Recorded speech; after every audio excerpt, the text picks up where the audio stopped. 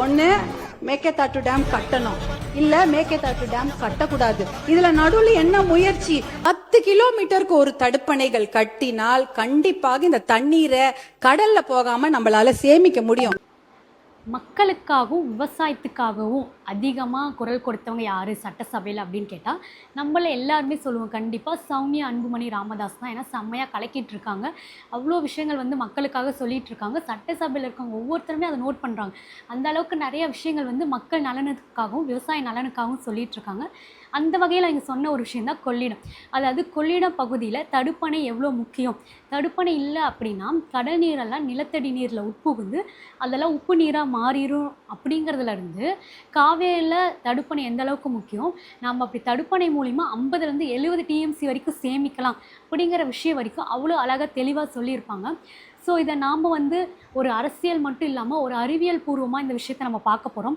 இது எந்த அளவுக்கு வந்து முக்கியமான ஒரு விஷயம் நம்ம நாட்டில். ஏன்னா வந்து அடுத்த ஜென்ரேஷனுக்கு நம்ம நல்ல ஒரு குடிநீரை கொடுக்கணும், கட்டுப்பாடு இல்லாத ஒரு நல்ல தண்ணீரை கொடுக்கணும் அப்படின்னா இது எவ்வளோ முக்கியம் அப்படிங்கிறத நாம் இந்த வீடியோவில் பார்க்க போகிறோம். கடலில் தண்ணி போகுது, ஆனால் மக்கள் குடிக்க தண்ணி இல்லை. இதை பற்றி என்னைக்காச்சும் யோசிச்சுருக்கிறீங்களா? ஸோ இதை தான் சமீபத்தில் வந்து சௌமியா அன்புமணி சொல்லியிருக்காங்க. அதாவது நம்ம ஆறுகளில் தடுப்பணையை அமைக்கிறோம் அப்படின்னா நம்மளால் தண்ணீரை தேக்கி வைக்க முடியும். அப்படி நம்ம தண்ணீரை தேக்கி வச்சோம் அப்படின்னா நிலத்தடி நீர் அதிகரிக்கும் அப்படின்னு இங்கே தொடர்ந்து வலியுறுத்திட்டு இருக்காங்க. அவங்க இன்னொரு விஷயத்த முக்கியமாக சொல்கிறாங்க. அதாவது கொள்ளிடம் பகுதியில் தடுப்பணை இல்லை அப்படின்னா கடல் நீர்லாம் உட்புகுந்து நிலத்தடி நீரை உப்பாக மாற்றிடும். இதனால் நிறையா விவசாயிகள் கஷ்டப்படுவாங்க அப்படிங்கிற விஷயத்த அவங்க சொல்கிறாங்க. இது ஒரு அரசியல் பேச்சாக மட்டும் இல்லாமல் இதுக்கு பின்னால் இருக்கிற ஒரு நீரியல் அறிவியல் இருக்குது அப்படிங்கிறது தான் உண்மை. உதாரணமாக நம்ம ஊரில் வந்து மழை பெய்யுது அப்படின்னா கொஞ்சம் தண்ணி வந்து மண்ணுக்கு போகும், இன்னும் கொஞ்சம் ஓடைக்கு போகும், ஆறுக்கு போகும், ஏரிக்கு போகும், அதுக்கப்புறம் கடலுக்கெலாம் போகும். ஸோ வந்து கிணத்துக்கு வந்து போர்வேல்ங்கிறது ரொம்ப முக்கியம். அந்த மாதிரியான விஷயத்துக்கெல்லாம் மண்ணுக்குள்ளே இருக்க தண்ணி தான் ரொம்ப முக்கியம். ஸோ இதை தான் சொல்கிறாங்க வாட்டர் ரீசார்ஜ். இப்போ ஒரு எக்ஸாம்பிளாக வந்து ஒரு மழை நல்லா பெய்யுது மொட்டை மாடியில், ஒரு ஓட்டை வழியாவோ இல்லை ஒரு பைப் மூலியமாவோ எல்லா மழை தண்ணியும் வந்து வேஸ்ட்டாக கீழே போயிடுது, ஓகேவா? ஆனால் நாம் வந்து இதுவே அந்த மழை நீரை ஒரு தொட்டியில் வச்சு சேமித்தோம் அப்படின்னா அது நமக்கு தேவைப்படும் போதெல்லாம் அந்த நீரை எடுத்து நம்ம யூஸ் பண்ணிக்கலாம், நம்ம பயன்படுத்திக்கலாம். இதே ஐடியா தான் நிலத்தடி நீருக்கும் நம்ம பயன்படுத்துகிற இதே சேம் யோசனை தான் இது.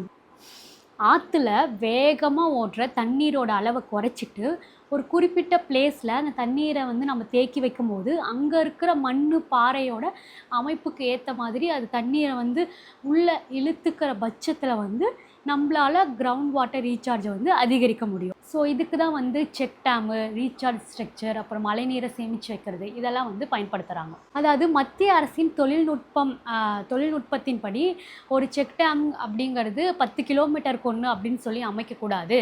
இது வந்து கரெக்டான ஒரு இடத்துல அமைக்கிறீங்க அப்படின்னா அந்த இடத்தோட மண் எப்படி இருக்குது, பாறை எப்படி இருக்குது, நீரோட்டம் எப்படி இருக்குது, கேட்ச்மெண்ட் ஏரியா எப்படி இருக்குது, கிரவுண்ட் வாட்டர் ரீசார்ஜ்லாம் எப்படி இருக்குது அப்படிங்கிறதெல்லாம் ஆய்வு செஞ்சு தான் தேர்வு செய்யணும் அப்படின்ட்டு சொல்கிறாங்க. இதுதான் இந்த விவாதத்திலே ரொம்ப முக்கியமான பாயிண்ட். தடுப்பணை நல்லதா? அது வந்து எங்கே வேணாலும் கட்டலாமா? நல்லது தான், ஆனால் வந்து அது கட்டுற இடம் அப்படிங்கிறது ரொம்ப முக்கியமானது. ஏன்னா நீங்கள் ஒரு சரியான இடத்துல கட்டணும் அப்படின்னா அது ரொம்பவும் நமக்கு பயனுள்ளதாக இருக்கும். இப்போ எல்லா இடத்துலையும் இந்த தடுப்பணையை கட்டலாமா அப்படின்னா கண்டிப்பாக கிடையாது. ஏன்னா ஆறோட ஓட்டத்தை நிறுத்தும் போது அது கீழ்ப்பகுதியில் இருக்க தண்ணீரிலையும் தாக்கத்தை ஏற்படுத்தலாம். ஸோ நீர் மேலாண்மையை பொறுத்த வரைக்கும் அணையை கட்டு தண்ணீரை நிறுத்து அப்படின்னு சொல்கிற அளவுக்கு சிம்பிள் கிடையாது.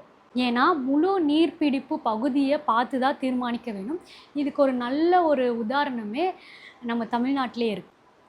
அதாவது தமிழ்நாடு அரசு என்ன ஒரு விஷயத்த சொன்னாங்க அப்படின்னா நம்ம மழை நீரை சேமித்து வச்சோம் அப்படின்னா நம்மளால் நிலத்தடி நீரை வந்து அதிகரிக்க முடியும் அப்படின்னு சொல்லியிருக்காங்க. அதுக்கு நிறைய ஸ்டெப்ஸும் எடுத்து வச்சுருக்காங்க. நிறைய கட்டிடங்களை வந்து மழைநீர் சேமிப்புக்கான ஒரு அமைப்பு ஸ்ட்ரக்சரை வந்து உருவாக்கி கொடுத்துருக்காங்க. ஸோ நிலத்தடி நீரை உயர்த்துவதற்கு பெரிய அணை மட்டும் தீர்வு கிடையாது. மழைநீர் சேகரிப்பு, ஏரிகள், குளங்கள், குட்டைகள், அதுக்கப்புறம் recharge water, so check dams இதெல்லாம் சேர்ந்து தான் வேலை செய்யணும் அப்படின்னு சொல்கிறாங்க. இப்போ வரும் சௌமியா அன்புமணி அவங்க சொன்ன விஷயத்துக்கு.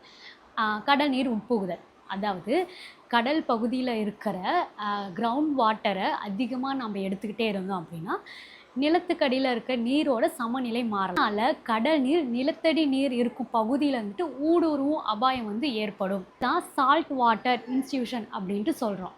ஸோ இதோட விளைவு என்னன்னா, நேற்று வரைக்கும் நல்ல தண்ணி கொடுத்த போர்வெல் அதுக்கப்புறம் உப்பு தண்ணி கொடுக்கலாம். இதனால் விவசாயிகள் பாதிக்கப்படலாம். நம்ம குடிக்கிறனால நமக்கு பாதிப்பு ஏற்படலாம்.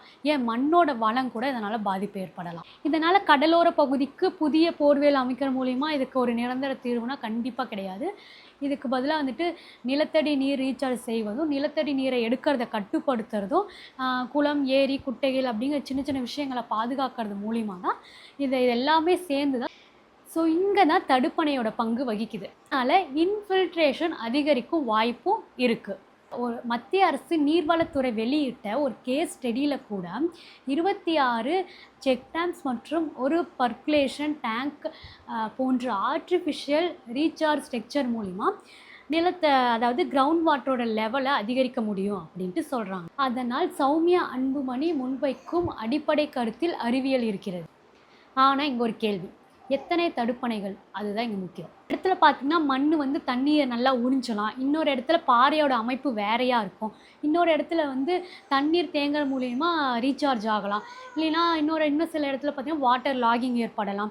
இந்த மாதிரி ஆறு, குட்டை, இந்த மாதிரி ஒவ்வொரு இடத்துக்கும் ஏற்ற மாதிரி ஹைட்ராலஜிக்கல் ஸ்டடி ரொம்பவும் முக்கியம். தடுப்பணை கட்டணும் அப்படிங்கிறத காட்டிலும் எங்கே கட்டணும், எந்த வடிவத்தில் கட்டணும், எந்த ஒரு இடைவெளியில் கட்டணும் அப்படிங்கிறத ரொம்பவுமே முக்கியமான விஷயம். மேலும் ஒரு விஷயம், நம்ம ஏற்கனவே வச்சுருக்கிற கால்வாய்கள், ஏரிகள், குளங்கள் இதெல்லாம் பராமரிக்காமல் புதிதாக ஒரு தடுப்பணைகள் கட்டினா என்ன பயன்? ஸோ இந்த நீர்நிலைகளெல்லாம் தூர்வாரி சரி செய்து, வறட்று கால்வாய்களெல்லாம் சரி செய்து மழைநீர் வந்து அவற்றுக்குள்ளே போகிற மாதிரி செய்யணும்னா மிகப்பெரிய ஒரு கிரவுண்ட் வாட்டர் ரீசார்ஜ் சிஸ்டம் கொண்டு வர முடியும் அப்படின்ட்டு சொல்கிறாங்க. உண்மையிலே நம்ம முன்னோர்கள் இதை தான் செஞ்சாங்க. ஒரு குளம், அதுலேருந்து இன்னொரு குளம், அதுலேருந்து இன்னொரு குளம்ன்ட்டு ஒரு மழைநீர் வந்து ஒரு இடத்துல மட்டும் இருக்காமல் டோட்டல் ஒரு நெட்வொர்க் மாதிரி இயக்க செஞ்சாங்க.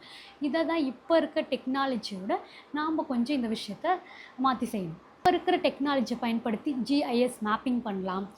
ஒரு தண்ணி வந்து எவ்வளோ வந்து ரீசார்ஜ் ஆகுது அப்படிங்கிறது, கிரவுண்ட் வாட்டர் லெவல் எந்த அளவுக்கு இருக்குது அப்படிங்கிறத, இது எல்லாத்தையுமே வந்து நம்ம கரெக்டாக ஆய்வு பண்ணி அதுக்கப்புறம் தான் ஒரு செக் டேம்ப் வந்து கட்டணும். அப்படி நம்ம செஞ்சோம் அப்படின்னா இது ஒரு அரசியல் பாலிசியாக மட்டும் இல்லாமல் ஒரு ப்ராப்பரான ஒரு வாட்டர் மேனேஜ்மெண்ட் பாலிசியாக இருக்கும். முக்கியமான விஷயம், தடுப்பணை கட்டினாலே நிலத்தடி நீர் அதிகரிக்கும் அப்படிங்கிறது கிடையாது. ஏன்னா மழையே இல்லாதப்ப எதை சேமிக்கும்? வாட்டர் கன்சர்வேஷனுக்கு முதல் அடிப்படைன்னு பார்த்தீங்கன்னா மழைநீர் பிடிப்பது தான். அதற்கு அடுத்து பார்த்தீங்கன்னா நீர்நிலைகளை பாதுகாப்பது, அப்புறம் கிரவுண்ட் வாட்டர் ரீசார்ஜ். அதே நேரத்தில் கிரவுண்ட் வாட்டரோட எக்ஸ்ட்ராக்ஷனை கட்டுப்படுத்துது. இதெல்லாம் சேர்ந்து தான் ஒரு நிரந்தரமான ஒரு சொல்யூஷனாக இருக்கும். ஸோ சௌமியா அன்புமணி அவங்க சொன்ன கருத்தை வெறும் பொலிட்டிக்கலாக மட்டும் நம்ம பார்க்கக்கூடாது. ஸோ நிலத்தடி நீர் எப்படி உருவாகுது, மழை நீர் எங்கே போகுது, கடலுக்கு எவ்வளோ தண்ணி தேவைப்படுது, ஸோ இந்த ஏரி, குளம், ஆறு இதெல்லாம் எப்படி இணைக்கப்படுது அப்படிங்கிற ஒரு கண்ணோட்டத்தோடு நம்ம பார்க்கணும். தமிழ்நாட்டில் தண்ணி பிரச்சனை தீரணும் அப்படின்னா பெரிய அணைகள்லாம் தேவையில்ல, சின்ன சின்ன தடுப்பணைகளும் ரொம்ப முக்கியம் அப்படிங்கிறத கண்டிப்பாக புரிஞ்சு. ஸோ மழை பெய்யும் போதே அடுத்த கோடைக்கான தண்ணீரை நம்ம சேமிக்க வேண்டும். அதுதான் உண்மையான வாட்டர் செக்யூரிட்டி. சௌமியா அன்புமணி அங்கே சொன்ன கேள்வியில் ஒரு முக்கியமான கருத்து இருக்குது. நம்மிடம் தண்ணீர் இருக்கா? இல்லை. ஆனால் நம்மக்கிட்ட ஒரு தண்ணீரை சரியான இடத்துல சரியான முறையில் சேமிக்கிறோமா?